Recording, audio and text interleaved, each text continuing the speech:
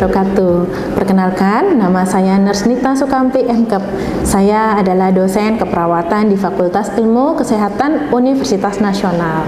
Pada kesempatan ini, izinkan saya untuk memaparkan PDD UKT-PT saya dalam bidang pengajaran yang mengacu pada kurikulum AIPNI dan sesuai dengan bidang keahlian saya, yaitu keperawatan kesehatan jiwa. Pada kesempatan ini, saya akan mengajar pada mata kuliah keperawatan psikiatri. Keperawatan psikiatri ini adalah mata kuliah wajib yang terdiri dari 3 SKS, yaitu 2 SKS teori dan 1 SKS praktikum. Mata kuliah ini membahas tentang asuhan keperawatan pada klien yang mengalami gangguan jiwa, recovery dari gangguan jiwa, dan termasuk hubungan terapeutik secara individu dan keluarga, serta penerapan terapi modalitas keperawatan. Adapun capaian pembelajaran pada mata kuliah ini meliputi 1. Melakukan simulasi asuhan keperawatan klien yang mengalami harga diri rendah kronis, isolasi sosial, waham, halusinasi, perilaku kekerasan, resiko bunuh diri, dan defisit perawatan diri. 2. Melakukan simulasi asuhan keperawatan pada anak dengan kebutuhan khusus, korban pemerkosaan, korban KDRT, korban trafficking, narapidana, dan anak jalanan. Selanjutnya, menganalisis konsep recovery dan supportive environment dalam perawatan klien gangguan jiwa. Kemudian, mengaplikasikan manajemen pelayanan keperawatan jiwa, profesional, klinik, dan komunitas, mensimulasikan terapi modalitas, dan melakukan simulasi asuhan keperawatan pada pasien penyalahguna nafsa. Universitas Nasional menerapkan metode perkuliahan berupa blended learning, akan tetapi pada mata kuliah ini saya akan mengajar secara luring ataupun onsite. Universitas Nasional juga menggunakan LMS untuk mengisi kehadiran di kelas, mengunduh materi, mengupload tugas ataupun kuis, dan mengerjakan evaluasi. Kemudian indikator penilaian, saya menggunakan bobot penilaian yang terdiri dari UTS, UAS, sikap dan kehadiran, serta tugas. Ya, selanjutnya saya akan menampilkan proses pembelajaran yang saya laksanakan di kelas. Selamat menyaksikan. Ya, Assalamualaikum warahmatullahi wabarakatuh. Waalaikumsalam warahmatullahi wabarakatuh. Selamat siang teman-teman. Siang. Gimana kabarnya? Sehat? Alhamdulillah. Ya, luar biasa. Alhamdulillah bisa ketemu lagi ya. Baik, sebelum kita mulai perkuliahan pada siang hari ini, mari kita berdoa sejenak ya supaya kita dimudahkan dalam belajar dan juga ilmu yang kita dapatkan nanti bisa bermanfaat dan berkah ya. Oke, berdoa dimulai. Selesai. Oke.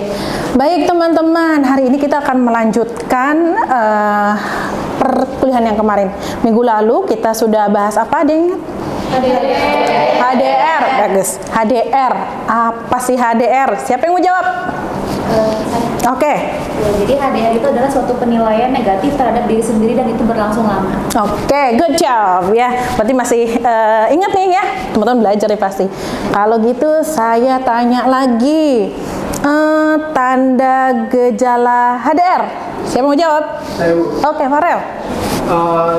Mereka merasa malu, merasa tidak berguna, dan merasa gagal, Bu. Baik, luar biasa.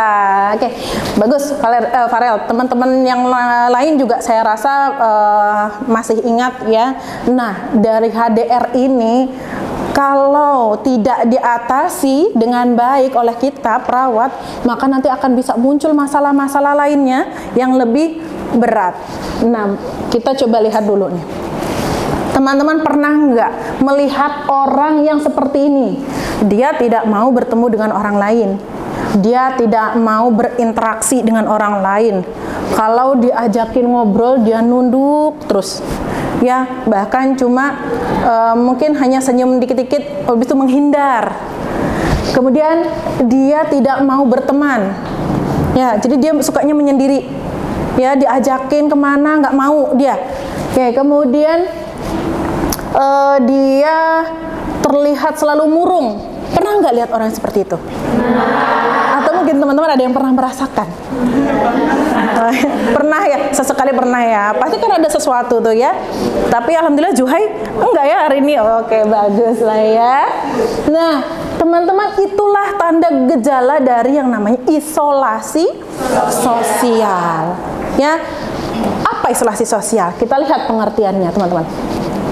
Baik, isolasi sosial itu adalah keadaan di mana individu mengalami penurunan jumlah, kualitas, atau kedalaman hubungan sosial, serta merasa tidak memiliki keterhubungan sosial yang bermakna.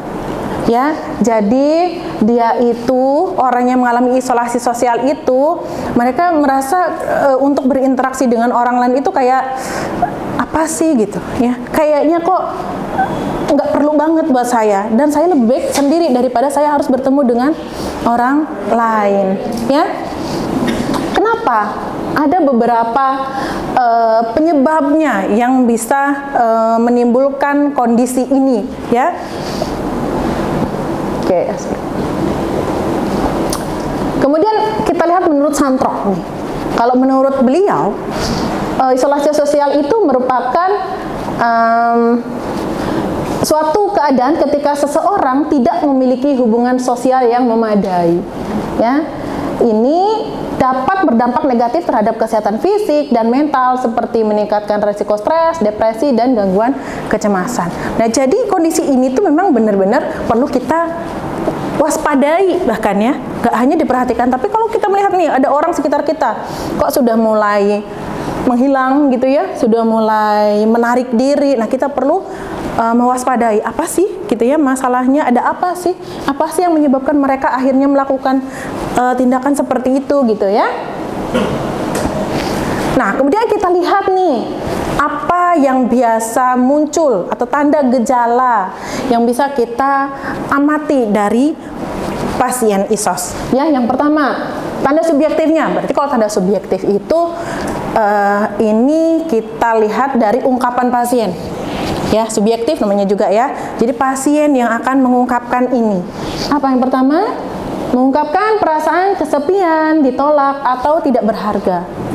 Ya, diawali dengan mereka merasa, buat apa sih saya ini kan nggak pernah diakui, saya ini kan nggak berharga untuk mereka. Adanya dan tidak adanya saya juga nggak mempengaruhi sesuatu gitu ya. Kemudian mengatakan tidak punya teman atau keluarga yang peduli. Ya, orang ISOS ini kalau kita tanya, siapa yang orang dekat dengan kamu? Nggak ada.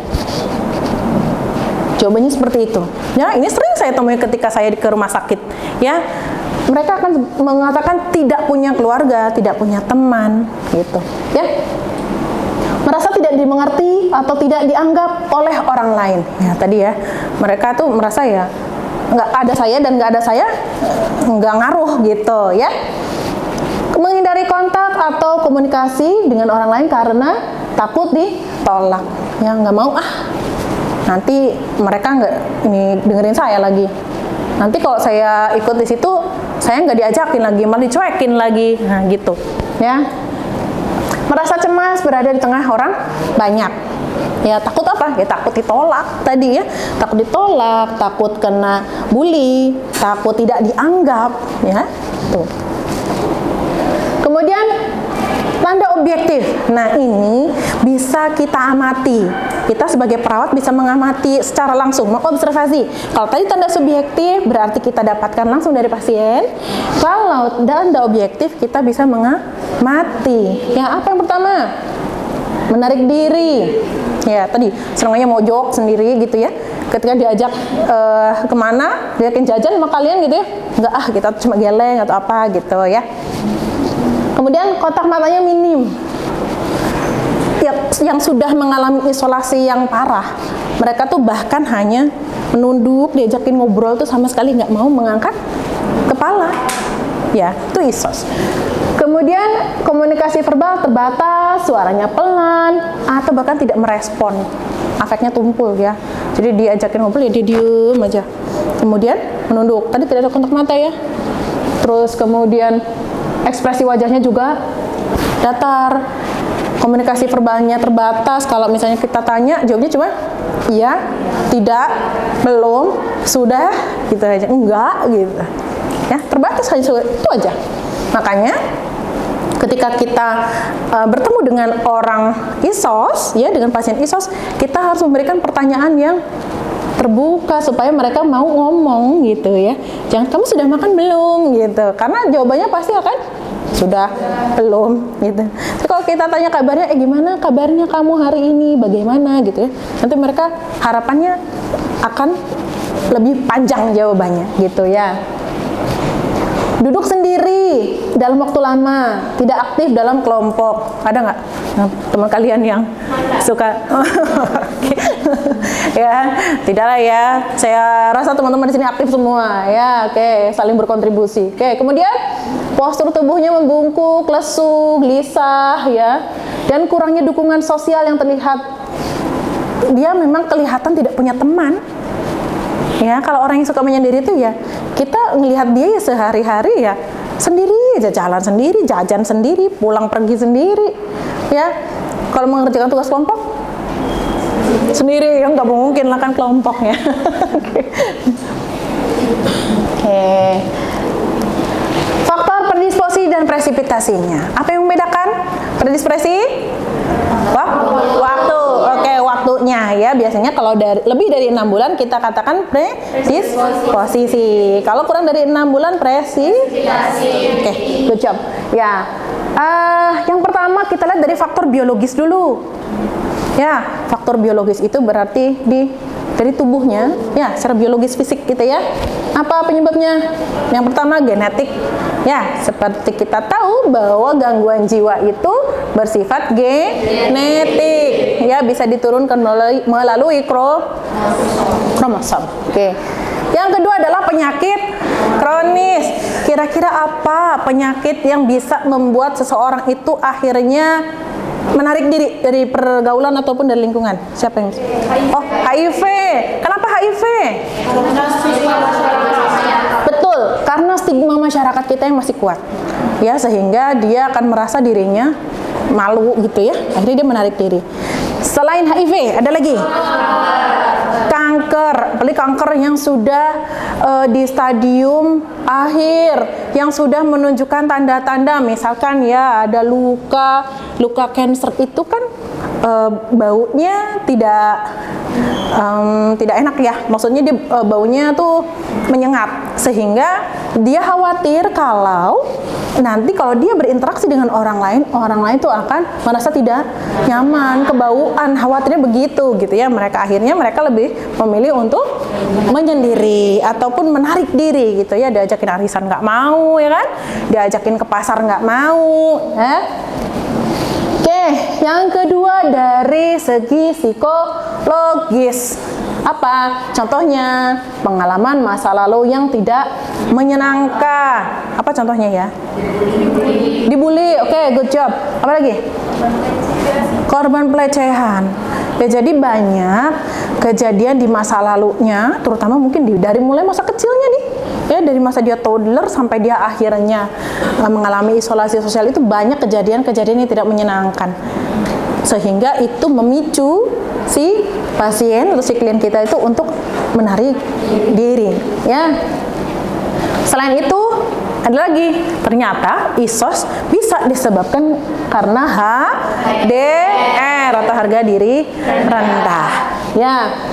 Kemudian dari sosial budaya, ya. Dari segi sosial budaya, penyebabnya yang pertama bisa dari lingkungan. Lingkungannya apa? Lingkungan yang penuh kritik. Ya, jadi paling kecil adalah lingkungan keluarga. Keluarganya sering mengkritik. Mengkritik gimana? Ih, kamu kok nggak bisa sih gitu ya? Kamu segini aja nggak bisa sih? Nah, itu sudah lingkungan yang toksik kata kalian mah ya. Lingkungannya berarti tidak baik untuk perkembangan kesehatan jiwa di situ. Ya. Kemudian mungkin dia juga pernah menjadi seorang narapidana sehingga dia ditolak di lingkungan masyarakat gitu. Dia mantan pengguna narkoba sehingga ditolak, dibilangnya anak nakal. Jangan dekat-dekat sama dia gitu katanya ya. Akhirnya tertolak dengan seperti itu apa? Muncullah nanti keinginan untuk udahlah aku nggak usah berinteraksi dengan orang lain. Kemudian pendidikan yang seperti apa? Kok bisa menyebabkan seorang kisos rendah? Ya, kebanyakan ini efek sebenarnya ya. Karena dia pendidikannya rendah, ya sedangkan teman-temannya semuanya sudah S3 misalkan, akhirnya dia tidak mau karena dia merasa nggak pantas gitu ya kan. Sama juga dengan pekerjaan. Ya, biasanya untuk orang yang memang berada di posisi tadi ya, pendidikan rendah, pekerjaan yang kurang memadai, yang kurang bagus, itu menyebabkan dia enggan untuk berinteraksi, untuk berkomunikasi. Oke, sampai sini paham ya? Oke, lanjut. Nah, apa yang bisa kita lakukan sebagai seorang perawat? Ya, kita menggunakan sini SP, strategi pelaksanaan untuk pasien isolasi sosial. Yang pertama, SP yang pertama adalah ini individu dulu ya. Ini SP untuk individu. Yang pertama adalah jelaskan keuntungan mempunyai teman dan kerugian tidak mempunyai teman. Kita ajak diskusi dulu pasiennya. Setelah kita melakukan bina hubungan saling percaya, lalu kita ngobrol sama dia, diskusi sama mereka, tanya, kira-kira kalau kita punya banyak teman, manfaatnya apa ya? Gitu. Biarkan mereka berpikir. Kita kasih pemicu dikit nggak apa-apa. Kalau saya punya banyak teman tuh, enaknya saya bisa curhat. Nanti biarkan mereka setelah itu kira-kira apa ya? Gitu. Oke. Setelah itu kerugian tidak mempunyai teman. Oke. Kalau saya tidak punya teman, saya itu pasti akan kesepian. Kalau kamu kira-kira apa yang akan kamu rasakan kalau kamu tidak punya teman? Ya, ada diskusi itu ya. Setelah itu kita ajarkan apa? Berkenalan dengan satu orang. Ya, gimana caranya berkenalan? Sebutkan nama, menyapa dulu ya. Hai, selamat pagi, gitu ya. Selamat siang, bebas lah ya. Assalamualaikum. Yang pasti kenalkan nama dulu. Masa yuk kita kenal nggak ucap nama ya. Halo, nama aku Nita. Nama kamu siapa? Gitu. Nanti kita dulu nih perawat yang memulai mencontohkan. Ya, nanti biar pasien mengikuti. Boleh berjabat tangan Bu? Boleh, silahkan. Ya, kalau pasien menolak, ya nggak apa-apa, pelan-pelan aja. Ya. Kemudian sudah selesai nih, dia sudah bisa berkenalan, mempraktekkan cara berkenalan. Kita praktekkan lagi besoknya, berkenalan dengan dua orang. Siapa yang kita ajak kenalan duluan? Perawat. Kenapa perawat? Karena betul, perawat itu sudah tahu kondisinya. Oh, ini pasien, dia sedang belajar berkenalan. Jadi feedbacknya bagus, ya. Ini meningkatkan kepercayaan diri si pasien. Nah, kalau sudah pede, akhirnya dia nanti mau berkenalan dengan pasien lain. Makanya kita bilang berkenalan secara bertahap. Ya, jadi orang yang ngerti dulu itu ke pasien banyak gitu ya. Sampai nanti kita ajak dia berkenalan dengan lebih dari 2 orang atau dalam kelompok. Nah, kemana kita? TAK. Jadi terapi aktivitas kelompok, nanti kita ajak mereka untuk berkenalan dalam kelompok. Di situ kan banyak pasien dan ada juga beberapa perawat sebagai fasilitatornya, ya. Ada gambaran teman-teman? Oke, nanti ini kita akan praktekkan kok ya.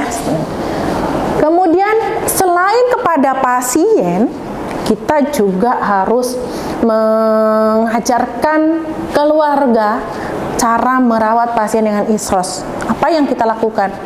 Ya, ini dia. Kita diskusikan dulu dengan keluarga. Kita sampaikan bahwa ibu, bapak, anggota keluarganya ini mengalami isolasi sosial.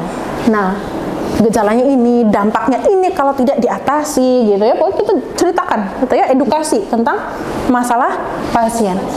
Kemudian ajarkan mereka untuk apa?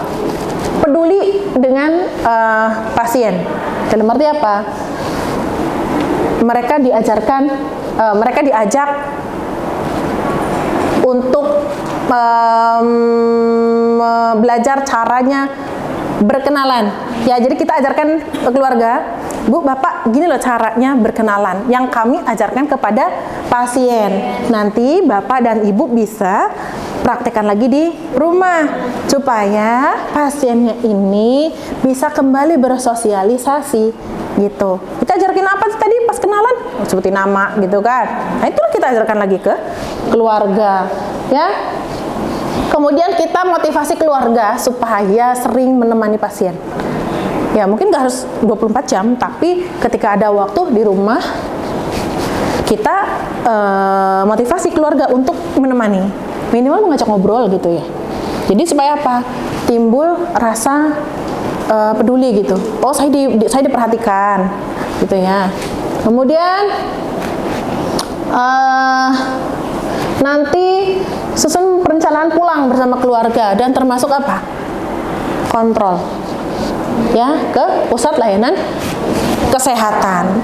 Baik teman-teman, sekarang ada yang ingin ditanyakan? Siapa yang bertanya? Ibu saya. Oke, Nit, silakan. Ibu saya izin bertanya, pada pasien yang mengalami isolasi sosial ini, mereka dapat disembuhkan atau tidak ya Bu? Oke, ada pertanyaan. Kalau pasien ini ISOS, bisa sembuh nggak? Bisa.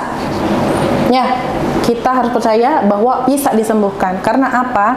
Tadi modal utama kesembuhan dia adalah satu, support system dari keluarga. Ya, tadi kalau keluarganya sudah kita ajarkan, ya, sudah kita motivasi tentang perawatannya, nanti kan dia akan melakukan itu di rumah. Ya, dan itu akan akan berlanjut nanti di rumah, dia bersosialisasi dan lain sembuh. Dia bisa bersosialisasi lagi, dia bisa produktif lagi, ya, selama ada dukungan dari keluarga, dukungan dari orang terdekat, dan juga apa? Kontrol. Ya, kalau memang dia sudah merasakan gejala-gejala yang dia merasa sedih atau apa, silahkan kontrol kembali lagi ke klinik kesehatan jiwa, ke polipsikiatri atau apa, gitu. Ya. Baik Bu, berarti bisa sembuh ya Bu? Bisa dong, bisa ya sembuh. Karena ini masih belum yang gangguan jiwa yang berat seperti halusinasi dan waham, gitu ya. Jadi masih bisa nanti akhirnya dia Bertahap. normal lagi, bersosialisasi lagi, produktif lagi, gitu. Oke? Oke Bu, terima kasih Bu. Oke. Ya, ke pertanyaannya. Sekarang saya ingin gantian tanya. Boleh ya? Jadi, nah, apa itu isolasi sosial? Ya, siapa namanya? Dinda. Oke, Dinda. Apa, Din? Jadi isolasi sosial itu kayak kondisi ketika individu itu dia nggak mampu untuk berhubungan atau bersosialisasi dengan orang lain. Oke, good. Ya, satu lagi. Apa yang bisa menyebabkan seseorang mengalami isolasi sosial? Ya, oke. Namanya siapa? Ulan, ya. Ulan. Salah satunya tuh penyebab isolasi sosial ada dari HDR sama faktor turunan. Nah, oke, good. Ya, ternyata teman-teman sudah mulai paham ya. Boleh kita tepuk tangan untuk kita semua. Ya. Oke. Ya, baik teman-teman, untuk pemaparan materi sudah selesai. Ya, sekarang saya minta teman-teman untuk membuat kelompok kecil. Ya, nanti kita akan diskusi. Ya, teman-teman nanti dalam kelompok kecil silakan berdiskusi buat pohon masalah untuk isolasi sosial. Ya, ini nanti dibuat 4 kelompok kecil saja. Ya, nanti silahkan bentuknya bebas ya, tapi lebih baik melingkar ya, supaya lebih enak untuk interaksinya, diskusinya. Oke? Ya, saya persilahkan teman-teman untuk berkelompok. Ya, silahkan dimulai diskusinya. 10 menit cukup nggak? Oh ya, silahkan sambil mencari ya. Silahkan buka literaturnya. Buka literaturnya, boleh dari e-book, boleh dari jurnal.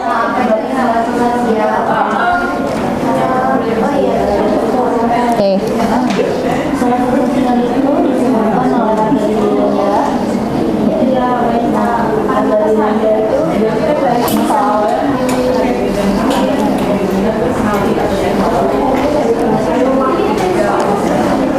Ya, sudah selesai ya? Diskusinya? Sudah, oke. Siapa ya? Kelompoknya Fajar deh, saya pengen tahu. Hasil diskusinya seperti apa? Silahkan.